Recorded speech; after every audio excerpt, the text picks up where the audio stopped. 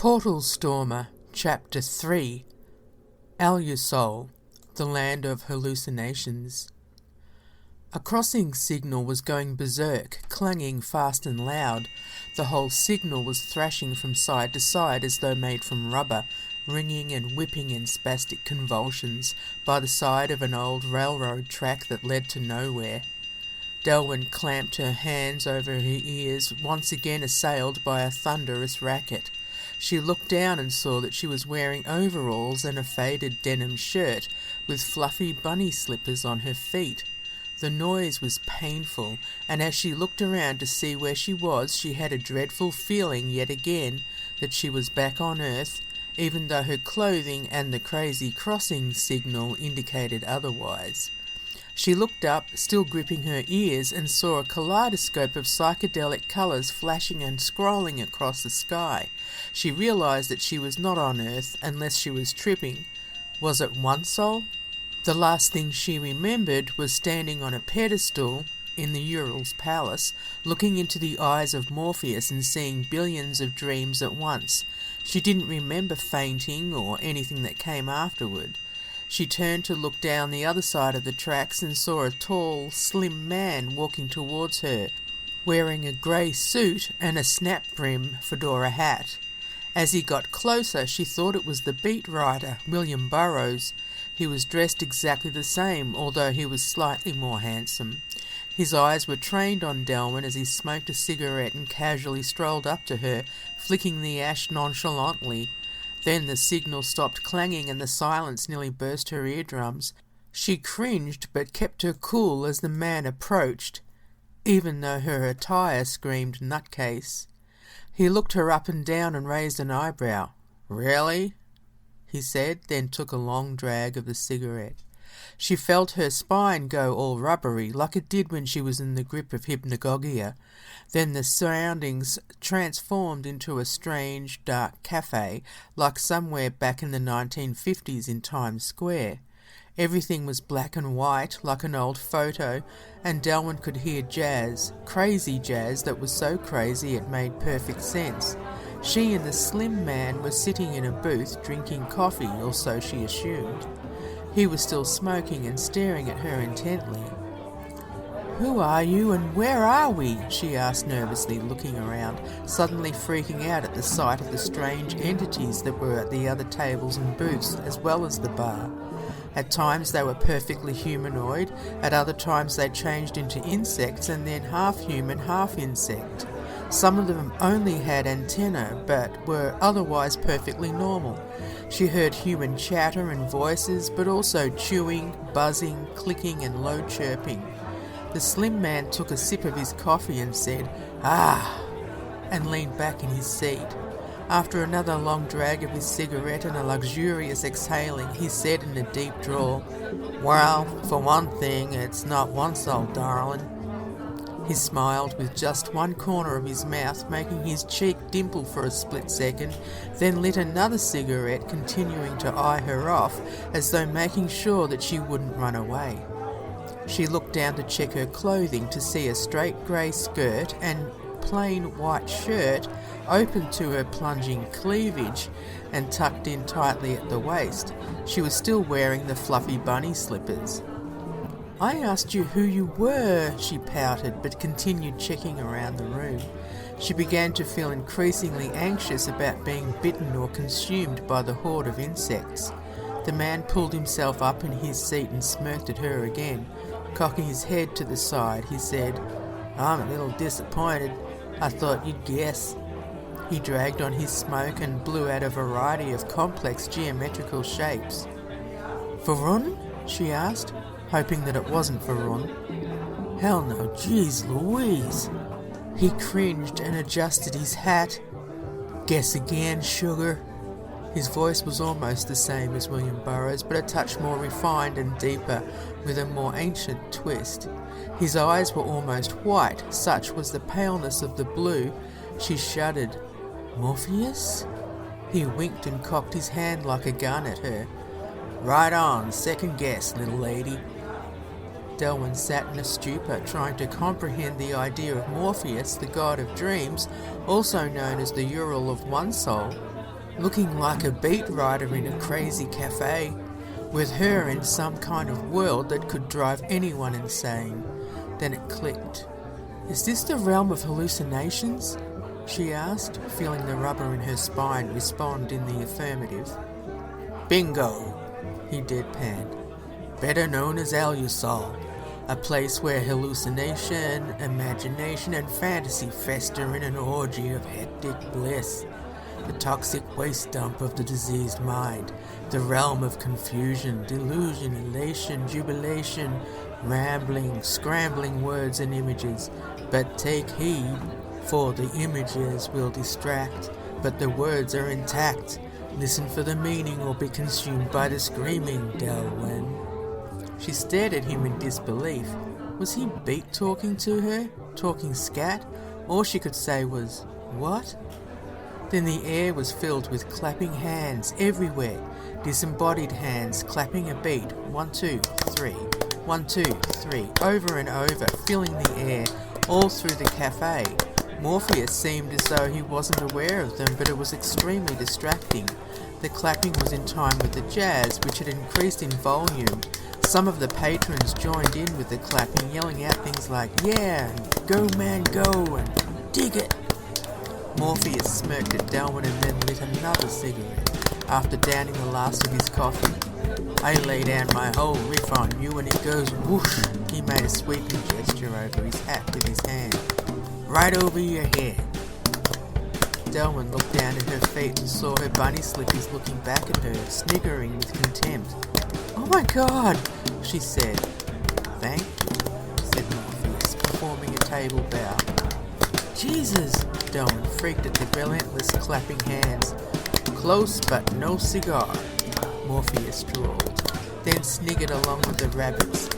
The laughter, clapping, and clinking of coffee cups, jazz and yelling from the patrons started swirling into a tangled mass in her ears. She clapped her hands over her ears and yelled, "Shut up!" Everything fell into silence. They were still in the cafe, and somewhere in the distance she could hear a police siren.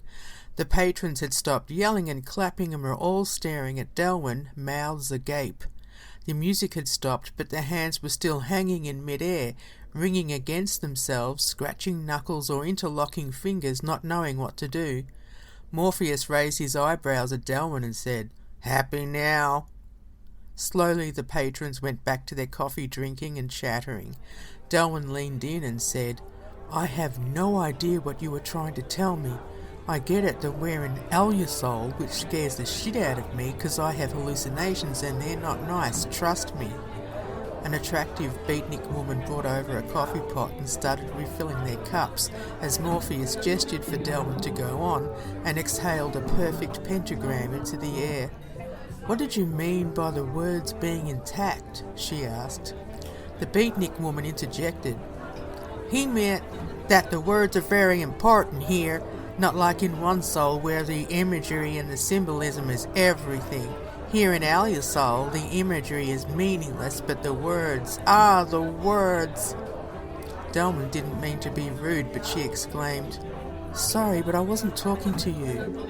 Morpheus laughed a single and drawn out, "Ha!"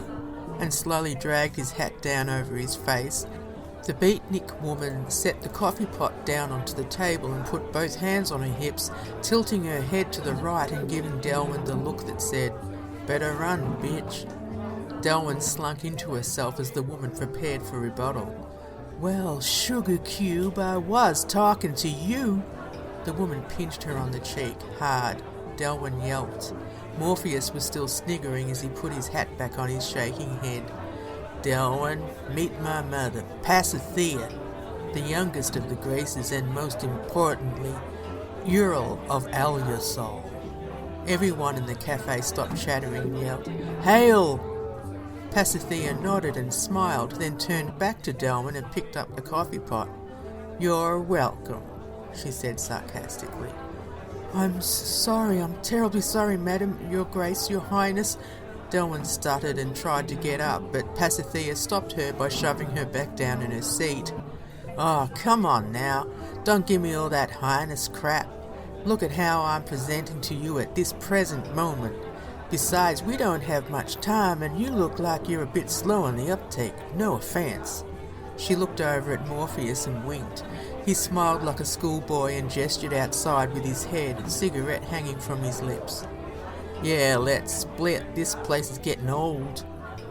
Pasithea clapped her hands, and with a psychedelic flash, they were teleported to a swimming pool with cobalt blue jelly and eyeballs of various sizes.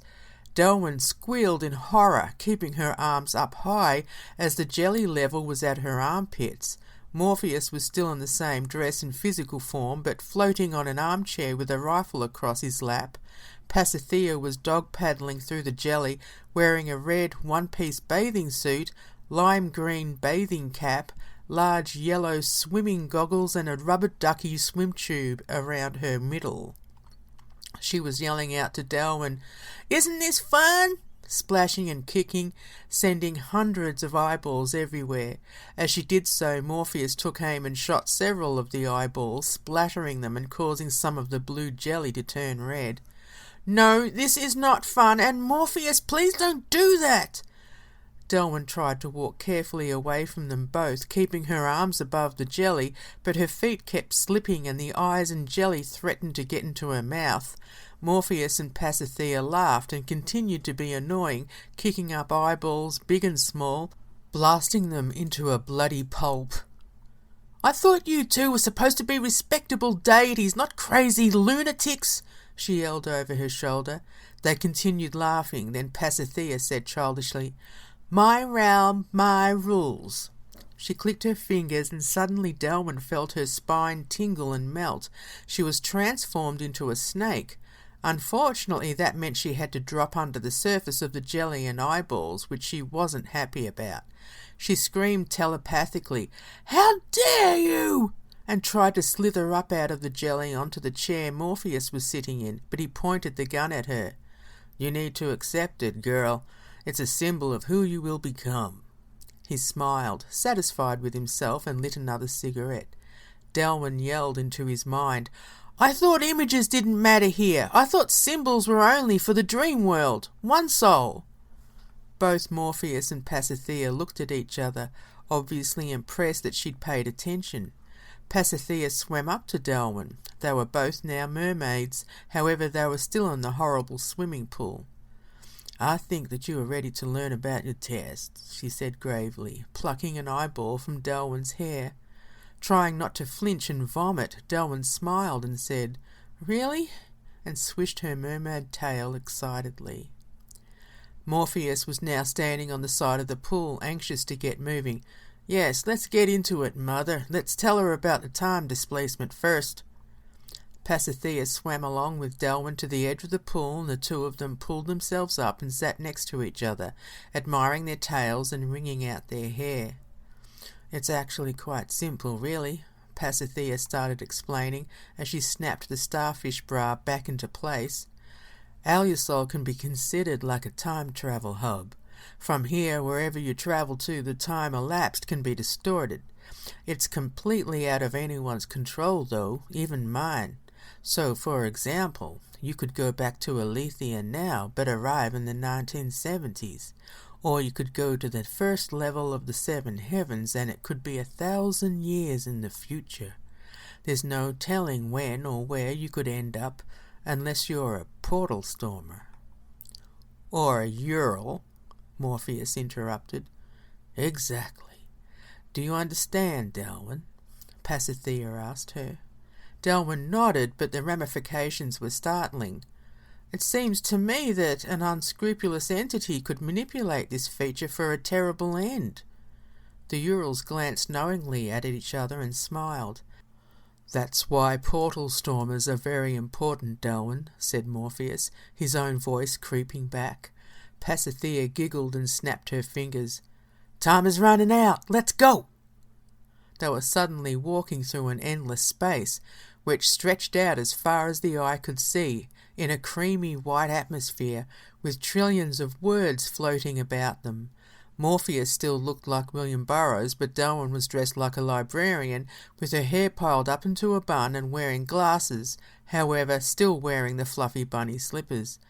"What is it with these bloody slippers?" she complained. Out of nowhere, Pasithea came running at her, dressed as a nun, and smacked her behind with a long wooden ruler. "Shh! Ouch!" "I said shh!" Pasithea was obviously enjoying herself. As they strolled through the words, it became apparent that they were walking through one of Delwyn's journals. She became deeply embarrassed and started weeping. "Oh, please, not this. Let's go somewhere else," she moaned. Morpheus took charge as his mother kept paddling Delwyn with the ruler. "What do you think this means? These words? What task could it possibly indicate, Delwyn?" Delwyn saw some of the words and recognized the era, even though it seemed that there were more journals interspersed.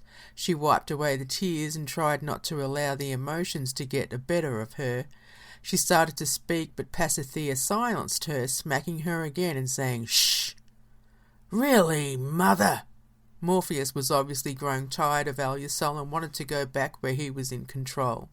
It had been fun, but he preferred being sedate and in charge. He was confident that Delwyn was going to make it, even though he had his doubts earlier on. He gave Delwyn her task for her initiation.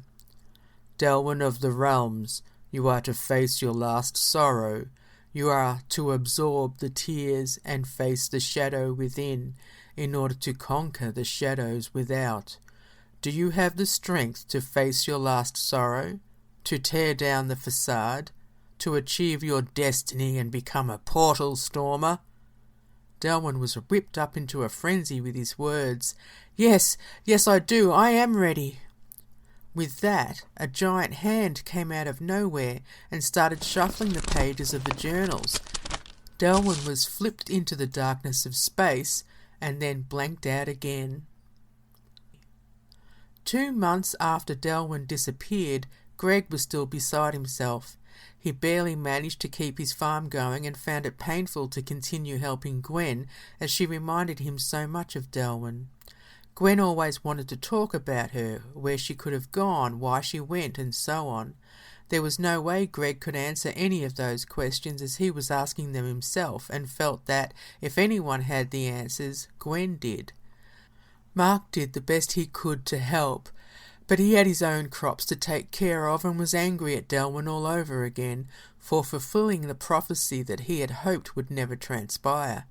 He'd also started seeing someone, so he wanted to keep that clear of any negativity that might interfere with it.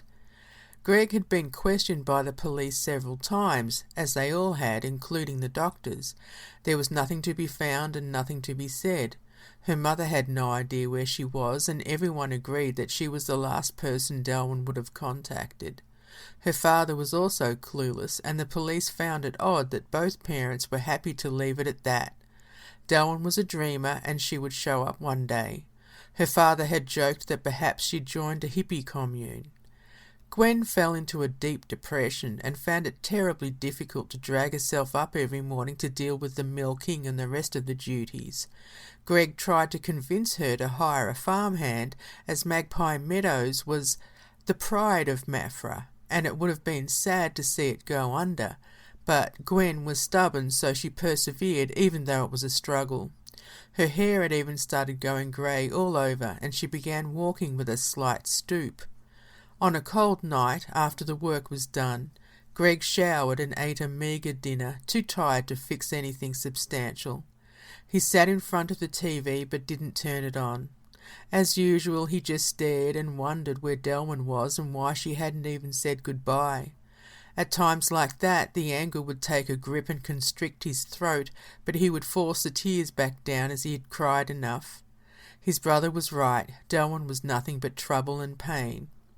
Still, he missed their nights together, snuggled in his big bed, talking about the future. He launched himself up from the sofa and went to the mantelpiece, where he'd hidden the circular sliver of mirror behind a miniature statue of a pig. It was the size of a fob watch, and he had smoothed and sealed the edges with resin so he couldn't cut himself. He wasn't sure why he'd bothered to keep it. It was something to do with how Peter was so adamant in pointing it out, as well as the day it was destroyed, how he'd seen the ripple and wondered just for a moment if there was something to it. something otherworldly, something linking Delwyn to it, other than the fact that she was obsessed with mirrors. He took it outside and into his shed to his workbench. Even without thinking about it, he made it into a pendant, soldering it with a delicate frame of filigree, as he had taken a jewellery class in trade school but had never made anything since then. After polishing it, he attached a link and threaded some black leather thong straps through it, but didn't hang it around his neck. Not yet. He sat there staring at it for a while, then hung it above his bench and got back up to go to the house. As he turned his back, a flash of gold light illuminated the shed, and he heard a thud behind him. Turning around slowly, he saw, lying unconscious on the floor, Delwyn, in the same dress she was wearing when she disappeared. "Delwyn!" he yelled and ran to her, crouching over her in disbelief. She was motionless and had a scent about her that was hard to describe. Was it aniseed or myrrh, coffee or ink? It didn't make any sense. None of it did. He tried to wake her up, but she wouldn't stir. Was she dead? Horrified, he picked her up and ran her into the house, frantically looking around as he went in case anyone saw. Not that there was anyone around to see. He had no idea why he was supposed to keep it such a secret, but the confusion was overwhelming. When he got her into the house, he lay her down on the sofa and stood back, still stunned that she was there. How had she just appeared on his floor? His flesh was crawling with the frightening idea that maybe it was something to do with the mirror. After standing there for what seemed like ages, Delwyn slowly began to wake up, blinking and stretching, as Greg gasped, not knowing what he should do or say. Suddenly she sat bolt upright and widened her eyes, the realization dawning on her that she could be somewhere normal. She looked up at Greg and said, "Morpheus?" "Morpheus? What are you talking about?" He was flabbergasted that he could even speak. She looked around the room, then slowly got up, shaking on her feet. "Where am I? Is this Alethea?" Greg reached out to grab her arms, but thought better of it and put his hands in his pockets. "Alethea? Not that shit again. Where in the hell have you been? We've been worried sick about you. What happened?" She looked back at him and felt fear growing in her gut. This was Alethea. She was back home, but for a reason. "How long have I been away?" She tried to stay calm, as there was a lot to do and a lot to figure out. She knew what she had to do in regards to her task, but how did she get to Alethea? And more importantly, how was she going to get back to Unceremoniously, if that's where she was supposed to return to? Greg did his best not to scream in her face as the anger welled up in his throat. "It's been 2 months, Delwyn. Don't you care about how much you have hurt all of us?" He glowered at her, his fists now clenched against his sides. Delwyn dismissed his anger as she was focusing on her task, how she was going to do it, and all the other details that took precedence. 2 months? That's unbelievable. Then it's true what they said about Alusol being a time travel hub. As she rambled to herself, she started walking around his living room, twisting her hair with her left hand and gesturing conversationally with her right. But an hour in Unceremoniously is only a minute in Alethea, and it only felt like I was there a day, if that. So, that's 24 hours, which equals 24 minutes. But then Alusol distorted all that, and now I'm here. Triumphantly, she spun around to face Greg, whose face was almost beetroot with rage.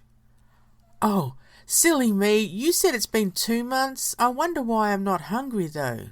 Do I need to shower?" She lifted up the underarm of her dress, and as she sniffed it, Greg charged at her and grabbed her upper arms, yelling in her face, crying and gnashing his teeth. "What in the fuck are you blathering about? Don't you hear me? You hurt me. You hurt all of us. Where were you?" He pushed her away and fell back on the sofa in disgust, doing his best not to allow the tidal wave of tears to drown him. Delwyn also felt rage, but realised that there was no possible way he could ever understand. All he knew was that she'd disappeared.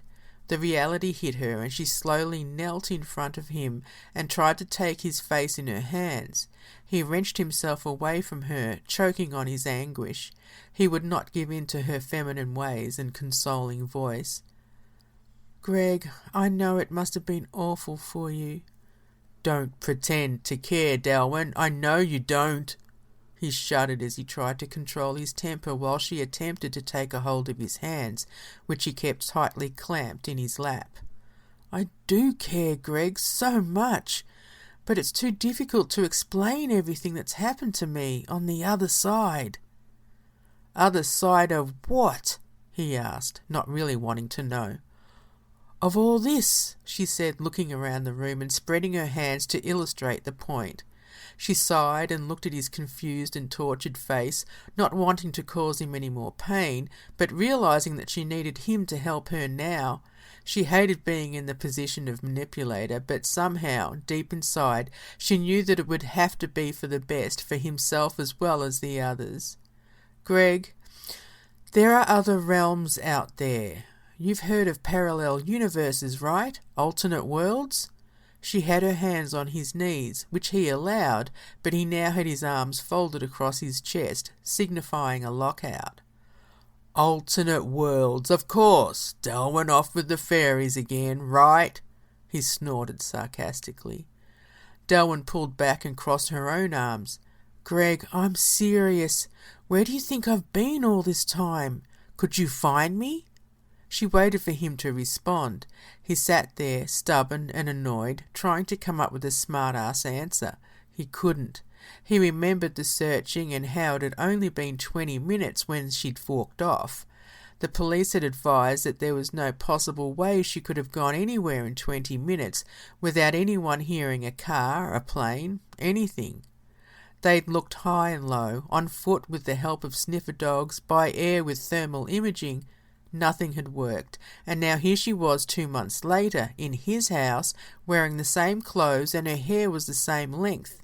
He thought about the mirror and making it into a pendant, the flash of golden light and Delwyn appearing out of thin air.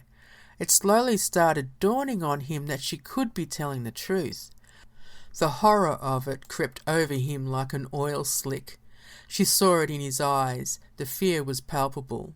He moved sideways on the sofa to get away from her and jumped up, backing away so fast that he fell against the wall. "Stay away from me!" he yelled, trying still to move further back. "Stay there! Don't move!"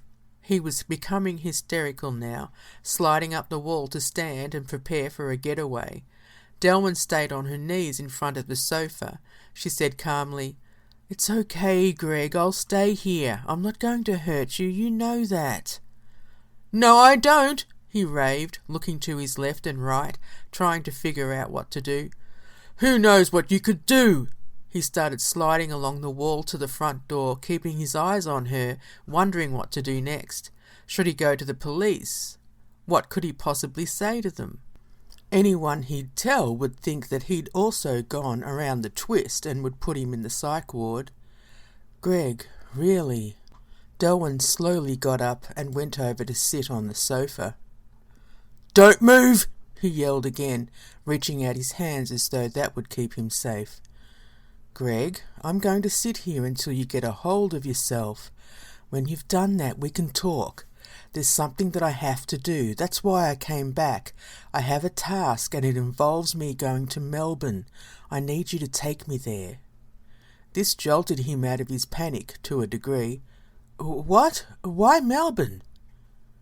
"In order for me to become a full-fledged portal stormer, I have to complete a task for my initiation. I have to face my last sorrow. I have to confront my father." Greg stared at her for a moment, as there were so many things in that statement he didn't understand. He did, however, know about her father and how she felt about his treatment of her. Standing there, looking at her, he felt peculiar as the two Delwyns, the old and the new, were now morphing into a strange breed. A portal stormer? He had thought before that she was crazy when she raved about being a portal stormer. It was all starting to make sense, with the mirror gazing, her narcolepsy, astral travelling and missing time. He walked hesitantly towards the sofa and sat down on the far end, contemplating everything she'd said. "Can you prove it to me? Before I help you, you have to show me something. Anything." She frowned. "What could I possibly do?" "Wait here." He got up and raced out to the shed. Delwyn sat patiently, but she was bewildered with the idea that anything could be proved to him. When he came back into the living room, he had his right hand behind his back, with a frightened look on his face. "I have something here that you may know what to do with. If you do, then I'll help you. If you don't, well then, I'm sorry." She was mystified, then shocked, as he brought his hand out and was dangling the mirror pendant. Could it be? "What is that?" she asked, starting to smile. "What do you think it is?" he asked cheekily, also smiling. "Oh my God, you didn't!"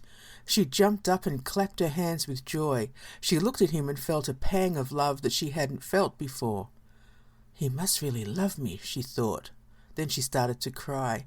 "Oh, Greg, thank you so much. You just don't know what this means to me." She reached out to grab it, but he jerked his hand away. No, not yet.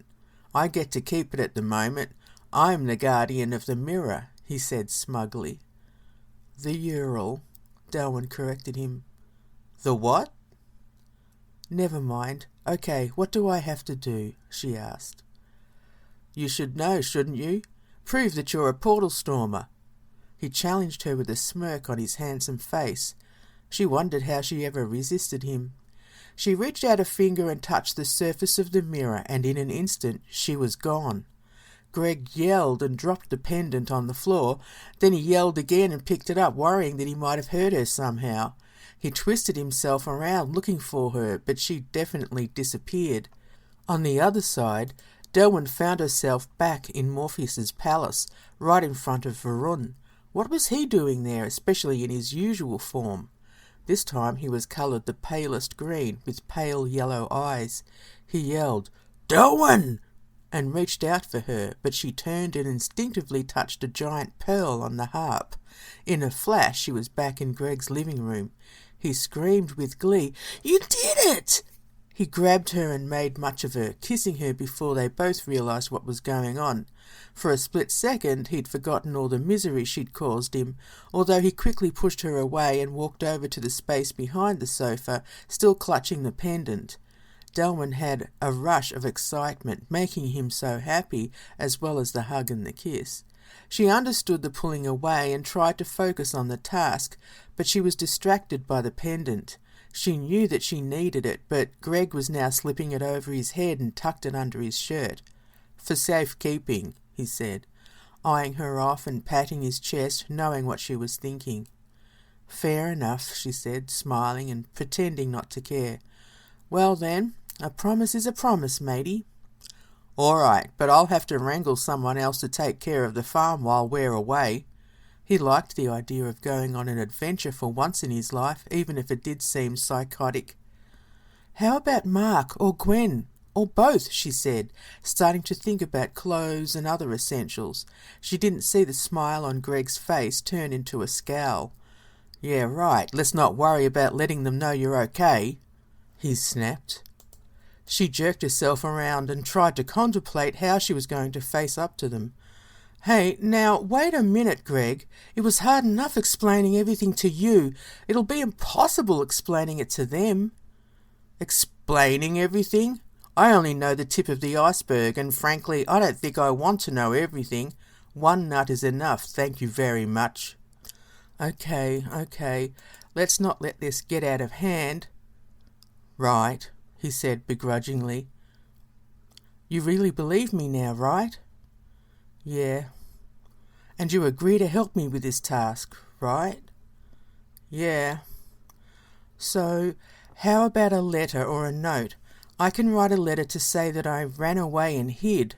A long-winded, believable story, no matter what the cops say, and we can put it in her letterbox to make her feel better. Will that make you happy?" He thought about it and shrugged. "Okay, that will do for now, I guess." She clapped her hands together and said, "All right, I'll write the note while you call Mark and let him know that you want to go to Melbourne to look for me. Don't take no for an answer. Ask him to get Gwen to help take care of your piggies. She'll agree if it means finding me. Okay?" He was slow in answering, but finally agreed. "I suppose so." "Good. Then we'll pack a few things and get going." Greg went and scrounged around in his desk for a notepad and a pen. He gave it to Delwyn and dragged his steps into the kitchen to call Mark. He knew that it was going to be hard going and expected an argument, so he girded his loins as Delwyn sat down to write. The words flowed quickly out of her hands as though the letter was already written in her mind. "Dear Auntie Gwen, I'm so terribly sorry that I put you and everyone else through all of this. It was such a terrible thing to do, and I apologize profusely. I know that there's nothing I can do to make you feel any better, but I just wanted you to know that at least I'm alive and doing well. Please don't worry about me any longer, and please understand that there is a reason for all of this, although I can't explain it now. I had to go. I'm sorry about the way it happened. But I'll see you again soon. Trust me on this. I love you with all my heart, and thank you so much for everything you ever did for me. Without you I would not have survived, and I would not have met my destiny. Love forever, Delwyn." When Delwyn finished writing the letter, she started choking on the tears. Greg stood in the doorway, watching for a minute. He was glad to see that she had a heart somewhere. He came over and reached for the letter, touching her shoulder briefly with his other hand to let her know he cared. Then he folded the letter into quarters and put it in his pocket. "Your clothes are still here, so let's pack then, shall we?" he said calmly. "Did you speak to Mark?" she asked, wiping away the tears. "Yeah, actually, he was cool about it. That new girlfriend's calmed him down a bit, I reckon."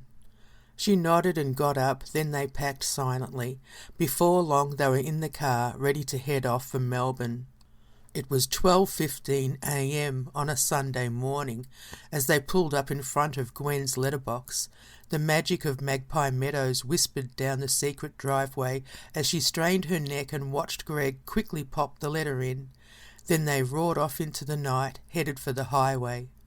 It took 3 hours to drive to Melbourne, and Delwyn slept for most of the trip, waking up as they drove past the East Burwood Reserve. Delwyn glanced at the familiar trees and parklands and felt the panic in the pit of her stomach. The realization of what she had to do was hitting her, and she didn't even have a plan. Confronting her last sorrow meant, for her, facing her father and letting him know how she felt about being abandoned and forgotten all those years.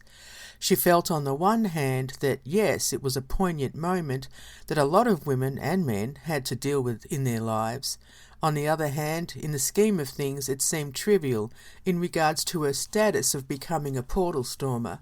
According to fantasy novels and such like, the tasks involved slaying dragons and saving whole towns and galaxies from catastrophe. Here she was, about to have it out with her own daddy for being neglectful. Oh, boo-hoo. For what? So she could traverse all the realms in the heavens? She started to feel foolish and wondered if she really was totally around the twist. Was this all some fantastic hallucination, or was this sudden fear a test itself, trying to drag her away from facing her last sorrow? Was this actually her last sorrow? She couldn't think of any other sorrows she might have left. The two big sorrows in her life were her parents, and she'd already dealt with her mother twice. Greg pulled the car into the driveway of a motel, turned to her and sighed. "Well, we're just blocks away from your father's house. It's 3:10 a.m. Let's get a room and get some sleep first." Delwyn nodded and reached out and squeezed his arm. "I really appreciate all you're doing for me." He nodded stoically and then got out and grabbed their bags, and she followed him into the dark motel, which was dimly lit but clean and free of vagrants.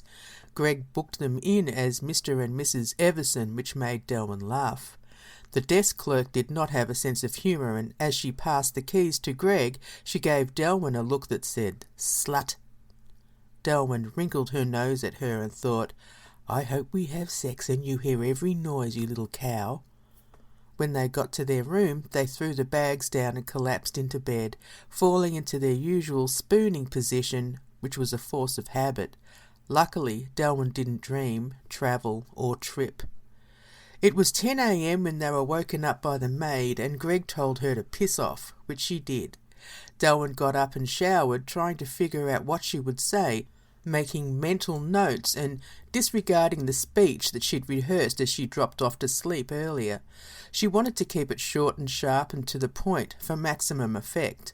When she came out of the shower with a towel wrapped around her and her long black hair dripping wet, Greg had that look in his eyes when he was thinking about the things he wanted to do but kept to himself.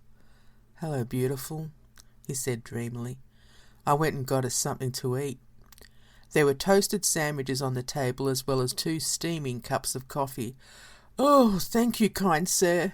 She skipped over and sat down, feeling odd about Greg looking at her that way, but enjoying it all the same. She pondered the earthly things that she would miss on the other side, but also thought about the magical things that were waiting for her. It was the eternal battle between physical pleasure and metaphysical delight. She enjoyed being off with the fairies, but there was something flimsy about it and void of substance. She didn't want to be cut off from the incredible realms either, as being in the physical realm seemed boggy and sluggish. There was something to be said about being physical in the metaphysical realms, though. They drank their coffee and ate their breakfast in silence. When Delwyn got up to get ready, Greg asked, "Do you have it all sorted out? What are you going to do and say?" She shrugged and lied. "Probably going to wing it." Well, it was half a lie. "Wing it? Something as important as this and you're going to wing it? Jeez." He shook his head and went to put his boots on. Delwyn hadn't wanted to call her father first, as she was worried that he would alert the police, so Greg called before they left and asked if he could come over. He agreed, but then advised that there was nothing new he could tell him. Greg didn't like how off-handed he was, as though it was all a waste of his time. When they turned into her father's street, Delwyn felt the butterflies doing the polka in her stomach. "Wow, I'm really nervous now. Better get it over with, though." She tried to steel herself and looked over at Greg, who was watching the house, as though he could get a vibe about how things might turn out. "You sure you don't want me to come with you?" He turned back to Delwyn, and she fell in love with his green eyes, full of concern. "No, thanks though. Probably better to keep it simple." Before she stepped out of the door, Greg leaned over and kissed her on the cheek. She turned and grabbed his face, kissing him passionately for a full minute. She felt his tongue, his lips, and his passion all rolled into one. They were both barely breathing as she pulled away, saying, "See you soon." "Be careful," he panted. She slammed the door and quickly ran up the driveway to the back of the house. Visitors were always directed to the back by a sign at the front. She made her way down the neat concrete drive, past the camellias and rhododendrons. The 2 Jack Russell Terriers barked excitedly at her as she rushed through the gate, and she was instantly face to face with her father, who was watering his vegetable garden. "Delwyn, what the bloody hell have you been doing?" She was sick of hearing that sentence. He turned the hose off, but didn't make a move towards her. Obviously furious, he stood his ground, waiting for an answer. At first she didn't say anything, but shooed the dogs away from her ankles. "Oscar, Lucy, get inside!" Alice, her father's wife, was calling them in from the back door, glaring at Delwyn with obvious contempt. "Well, everyone's worried sick about you," he said, hands on his hips, dyed black hair ruffling in the wind. What was it about her parents dyeing their hair pitch black? She looked at him now, seemingly smaller and weaker in this suburban backyard, always a puppet for the women who kept him. She resented his spinelessness and his lack of concern for her, but still she said nothing. "Oh, I get it. Nice trick," he said with a nasty smile spreading across his face. "Go missing for a while, get everyone in a panic, make everyone miss you, and then come back and expect everyone to fall all over you. Is that it?" He spat the words out, which triggered Delwyn's onslaught. No, no, that's not it, you spineless bastard. That's not it. She yelled with vitriol dripping from every pore. His face dropped in shock and his hands fell from his hips. She knew that he'd always expected in the back of his mind that this day would come, but he probably expected a simpering, whining mess. He was obviously not prepared for it. You don't care. You never cared. You left me with that monster to rot. I have come here to tell you that you have no soul. You never did. She didn't realize that she was now backing him into the fence as she yelled at him. You mean nothing to me. If you cared, you would have tried to find me, but you didn't, so fuck you. She turned around to leave and saw that Alice had let the dogs back out, as if they could be trusty guard dogs. They just barked and snapped at Delwyn's heels. And fuck you, Lucy, you too, Oscar, and fuck you, Alice, with bells on. She pointed her finger dramatically at her stepmother and slammed the gate behind her. She stormed down the driveway, laughing and crying at the same time. She felt horrible and wonderful all at once. Even though her father hadn't apologized, like she'd hoped, it didn't matter. She didn't want a limp-wristed apology. They'd had words before, and his words had always been hollow. He'd never meant what he'd said. She had faced her last sorrow and slammed it back in its place. She was alive and surging with power, free for the first time, as though the shackles of her childhood and all the fears that had dragged her down and held her back had been smashed and torn away. When she got to the car, Greg was worried at first and then elated when she got in and said, "Let's go," with a violent sneer. They drove back to the motel and she told him all about how it was and how good she felt. He was so happy that it was done, but at the same time concerned about what would happen now. She was on a high and was pacing back and forth, almost frothing at the mouth about how important this day had been. Then she spun around and leapt on him, kissing him deeply, feeling suddenly passionate and full of fire. "I want you, Greg," she murmured, and he responded hungrily, latching onto her for all that he was worth. It seemed like years' worth of longing all rolled into a tidal wave of surging lava. They tumbled into bliss, releasing their lust until it ebbed and flowed, and then sank into each other, finally lost into sleep. Delwyn was the first to awake, amazed that she was still in Alethea with Greg. She looked at the pendant around his neck and it dawned on her that he would always have it. She couldn't take it with her and felt foolish for thinking that she could. She knew that it was time to go back as she had completed her task and was ready for her initiation. She couldn't believe that she was going to be a portal stormer and wondered what that would entail. As she thought about these things, Greg started waking up. His green eyes fluttered and then focused on her. He knew as soon as he looked at her that she was thinking about leaving. He got up on one arm and stroked her face. "Do you have to go? You could stay with me. What's so good about the other side?" She smiled and leaned over to kiss his soft lips. Even though she hated the idea of leaving him, now that she knew him properly, the idea of not going was even more abhorrent. She ignored the questions and asked, "Will you keep this safe for me so I can return?" She fondled the pendant and then traced her index finger around his handsome face. "Maybe. Or maybe I'll sell it to your mother." He laughed and tickled her under the chin. She smacked him gently on the arm. "Don't even joke about that. Seriously, though, will you keep it safe so I can come and see you?" He snorted. "You mean so you can keep coming back here to conduct your business?" He was not smiling now. Delwyn sat up and raised her eyebrows, flashing her hazel eyes at him. "You are my business, Greg." He smiled at that, but asked again, "So, why do you have to go?" She pinched his nose and said, "Haven't you heard? I'm Delwyn of the Realms."